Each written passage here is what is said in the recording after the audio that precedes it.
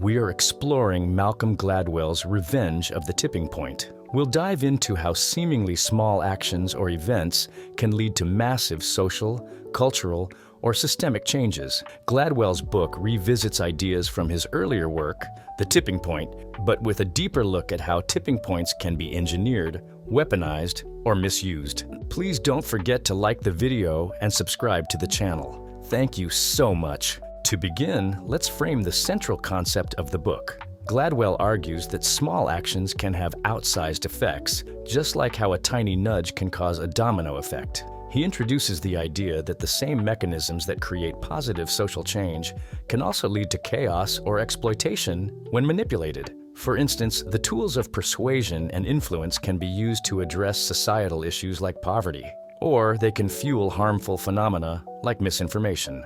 One of Gladwell's key statements sets the tone for the book. If the world can be moved by just the slightest push, then the person who knows where and when to push has real power. It's a chilling realization that those who understand tipping points wield extraordinary influence, often determining the trajectory of entire movements, markets, or crises. As we move through the book, we'll see examples of these dynamics in action, both their uplifting potential and their darker implications. So let's begin by diving into the first chapter, where Gladwell introduces the idea of super spreaders in social epidemics. Chapter 1. Casper and Sea Dog. In the first chapter, Gladwell focuses on the Los Angeles bank robbery epidemic of the 1990s. Now you might wonder, what could possibly cause an epidemic of bank robberies? Gladwell explains that it wasn't just about social conditions or opportunity. Instead, it came down to the actions of a few key individuals, what he calls super spreaders. Take Casper and Sea Dog, two infamous figures during this period. Their audacity and frequency in robbing banks turned what might have been isolated incidents into a larger social phenomenon. As Gladwell recounts, Casper is the super spreader if you want to talk about epidemics. Think of him like patient zero in a viral outbreak. His behavior, whether it was the sheer number of robberies or his notoriety in the media, inspired imitators and fueled a wave of criminal activity. One striking example was the Yankee Bandit, who robbed 64 banks in just 9 months. His exploits weren't just crimes, they became a template. Other would-be robbers saw these high-profile cases and thought, if he can do it, so can I. This mirrors how social trends spread, whether it's a viral dance challenge on TikTok or, in this case, a criminal spree. Gladwell makes an important point here. Social epidemics don't just happen randomly. They rely on individuals who amplify the message, intentionally or not. The actions of super spreaders create tipping points, driving larger changes in behavior or perception. So, how does this apply to us? Let's talk about actionable insights. First, in any situation, whether in business, social movements, or even personal relationships, it's important to identify the super spreaders. These are the individuals who have outsized influence on what happens next. If you want to stop harmful trends, focus on these people. And if you're trying to promote something positive, they're your key allies. This concept of super spreaders isn't just about crime. Think of influential figures in other contexts, like activists who spark movements or thought leaders who shift entire industries. By understanding who holds this kind of power, we can better anticipate and shape the direction of social change. Chapter 2. The Trouble with Miami. Let's move on to Chapter 2, where Gladwell takes us to Miami, a city plagued by systemic corruption. Here, he explores how mistrust in institutions can spiral into chaos, creating an epidemic of corruption and criminality. Gladwell highlights that in Miami, small cracks in the system turned into a full-blown collapse of public trust. When that trust erodes, people start to fend for themselves, fueling a vicious cycle. One key quote from this chapter drives the point home. When trust disappears from institutions, what you're left with is a society where individuals fend for themselves, and chaos often follows. Gladwell paints a vivid picture of a society where rules don't seem to apply. One striking example is a drug dealer laundering millions of dollars in a single morning while the system turns a blind eye. These stories reveal how individual actions, when unchecked, can ripple outward and destabilize the entire system. So, what's the lesson here? First, trust is the foundation of any stable community or organization. Without it, people default to self-interest, and the larger structure crumbles. Second, systemic vulnerabilities must be addressed proactively. For instance, if an organization has weak processes, those gaps can be exploited, just as corruption flourished in Miami's institutions. In our own lives, we can apply these insights by building trust in our communities and ensuring transparency in systems we're part of. Whether it's at work, in local governance, or even within families, trust and strong processes are the glue that holds everything together. Chapter 3, Poplar Grove. In Chapter 3, Gladwell explores the suburban community of Poplar Grove, where residents tried to maintain racial balance through careful social engineering. Their intentions were rooted in a desire to avoid the white flight seen in similar neighborhoods. But the outcome was far more complicated than they anticipated. The key idea here is that attempts to control demographic changes often lead to unintended consequences. One memorable quote captures the challenge. They looked around them at all the communities where white people had left for the suburbs and decided that they could not in good conscience let their street go down that same path. The story of Poplar Grove reveals how tipping points in racial dynamics can create community tensions. For example, as small numbers of minority families moved in, perceptions about the neighborhood shifted, prompting reactions that could spiral into larger demographic shifts. What can we learn from this? First, social engineering is tricky. It often leads to outcomes that are hard to predict. Second, inclusive policies and open communication are vital for addressing sensitive societal issues. In our lives, we can strive to foster inclusive environments by ensuring diverse voices are part of decision-making and by being transparent about our intentions. Chapter 4, The Magic Third. This chapter introduces the concept of critical mass, the point where a small number of dissenters can dramatically shift group dynamics. Gladwell argues that even a group as small as 25% can disrupt the status quo and create a new consensus. One powerful quote sums up the idea. The majority's consensus fell apart when the number of outsiders reached 25%. Gladwell backs this up with experiments showing that a tipping point is often more about the proportion of dissenters than the size of the group overall. For example, a workplace with a handful of vocal advocates for change can push the entire team to embrace new ideas. This insight is especially valuable in organizational settings. If you want to create change,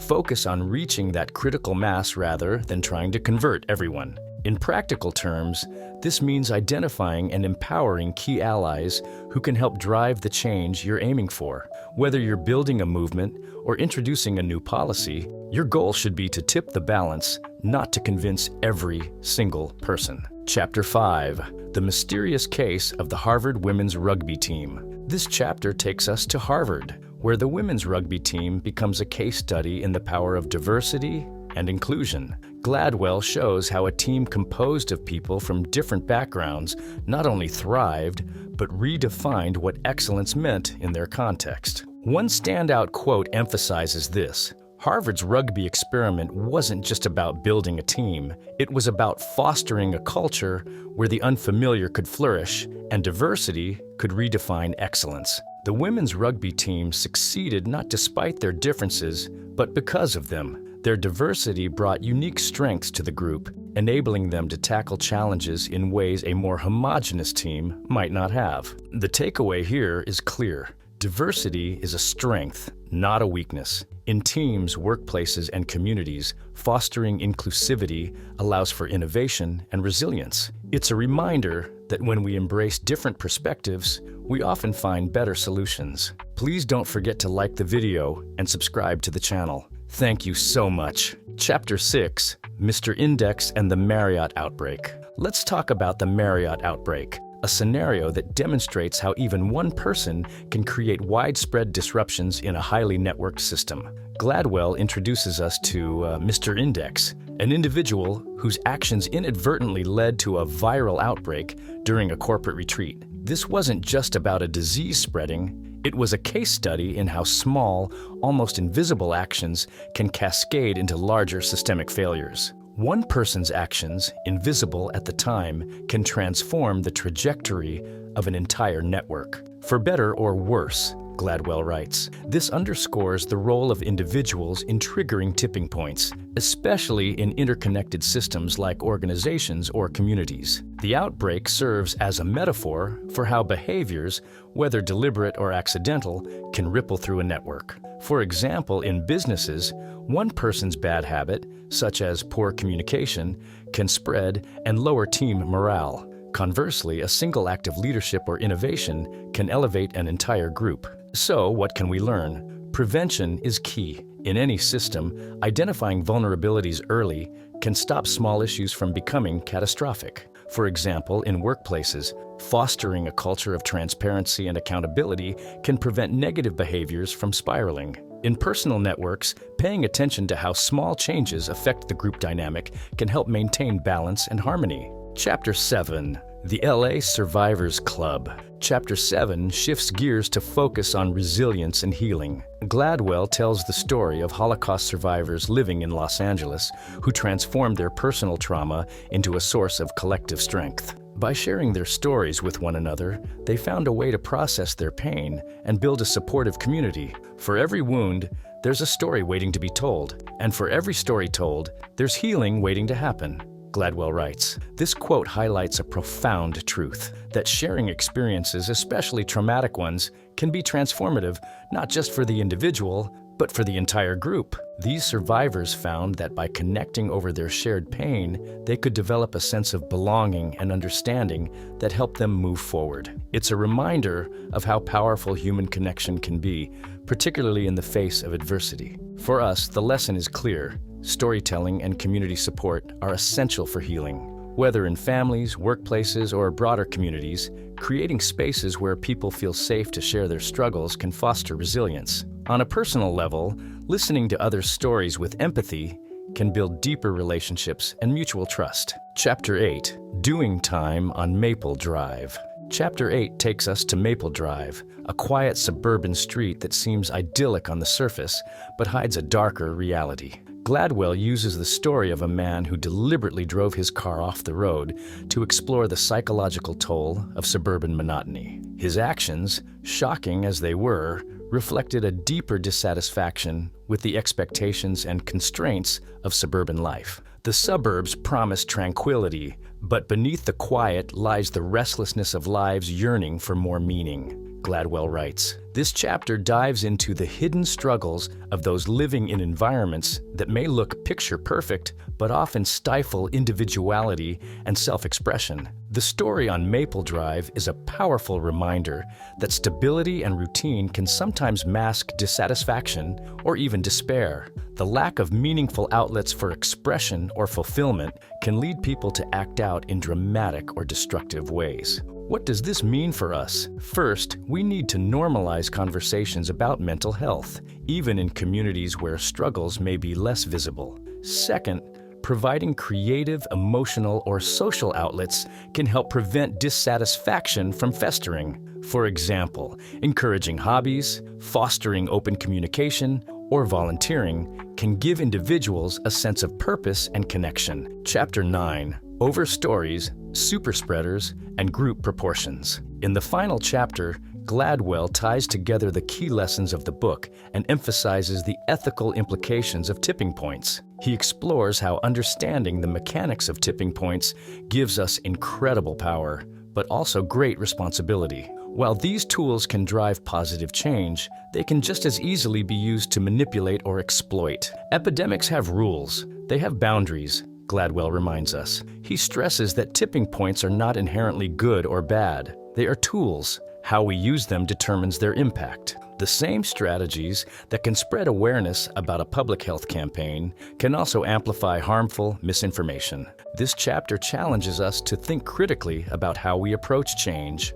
For example, if you're trying to influence behavior, whether in a workplace, a community, or a personal relationship, consider the potential ripple effects. Are you empowering others or coercing them? Are you addressing the root cause of a problem or just pushing it further down the line? In practical terms, Gladwell urges us to balance power with ethical considerations. When implementing change, focus on long-term sustainability and inclusivity. For example, in a workplace, rather than pushing for rapid results that might cause burnout, aim for incremental changes that build trust and engagement over time. Conclusion: bringing it all together. Thank you all for diving into Malcolm Gladwell's Revenge of the Tipping Point with me. Over the course of this journey, we've explored how small actions, individual behaviors, and systemic vulnerabilities can combine to create massive societal shifts. Let's take a moment to summarize what we've learned and reflect on how to apply these ideas in our own lives.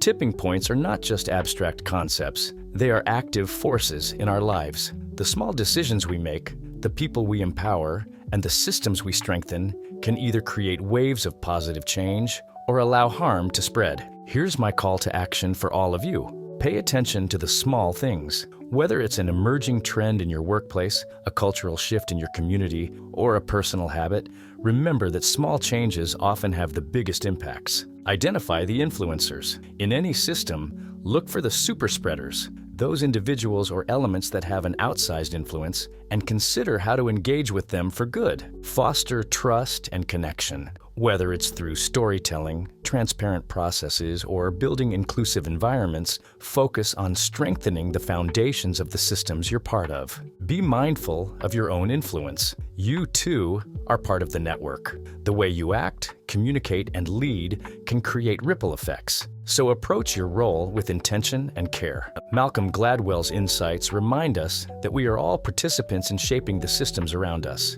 By understanding the mechanics of tipping points, we gain not only the power to anticipate change, but also the responsibility to use that knowledge wisely. Please don't forget to like the video and subscribe to the channel. Thank you so much.